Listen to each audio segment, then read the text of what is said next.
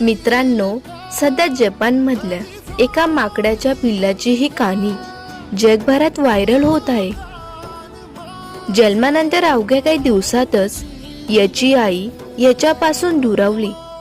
एकटं पडलेलं हे पिल्लू जेव्हा इतर माकडांकडे मायेची याचना करायला गेलं, तेव्हा स्वतःच्या जातीच्या लोकांनी त्याला चिडखाललं.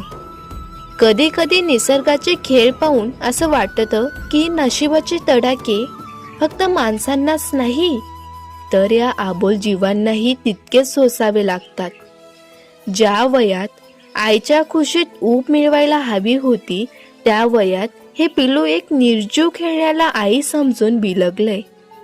ते खेळणं बोलत नाही, ते खेळणं कुरवडत नाही, पण या माकडाच्या पिल्लासाठी ते खेळणंच आता त्याचं भाऊ, मित्र आणि संपूर्ण आधार झालंय. दुर्दैव तर बघा, रक्ताची नाती जेव्हा पाठ फिरवता तेव्हा एका निर्जीव वस्तूकडे मायेची याचना करण्याची वेळ येते. आजूबाजू स्वतःची जात असूनही कोणी त्याला जवळ घेत नाहीये. तो टेडी बिअर कदाचित कापसाचा असेल, पण या पिल्लासाठी तोच एकमेव आधार आहे जो याला परक मानत नाहीये. हे दृश्य पाहून आपल्याला खूप मोठं एक सत्य सांगून जातं. आपल्याकडे कितीही पैसा असू द्या, आलिशान गाड्या किंवा मोठे फ्लॅट असू द्या, पण जर आपल्याकडे एक हक्काचा माणूस, त्याचं प्रेम आणि आधार नसेल तर हे सगळं शून्य आहे.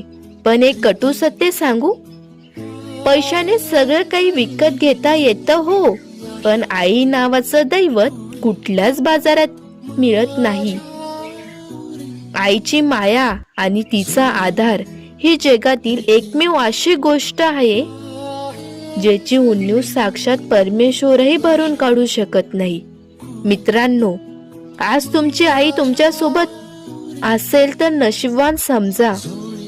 तिची कदर करा, तिला जपा, कारण या जगात अशी लाखो माणसं आहेत ज्याच्याकडे गणगंज संपत्ती तर आहे, पण डोक्यावर मायेने हात फिरवणारी आई मात्र नाहीये. पैसा कमवाल हो, पण माणसं आणि त्यांच्यातील माया गमवू नका, कारण शेवटच्या श्वासाला सोबत पैसा नाही तर आपल्या माणसांचीच ओढ कामाला येते. धन्यवाद. जय हिंद, जय महाराष्ट्र.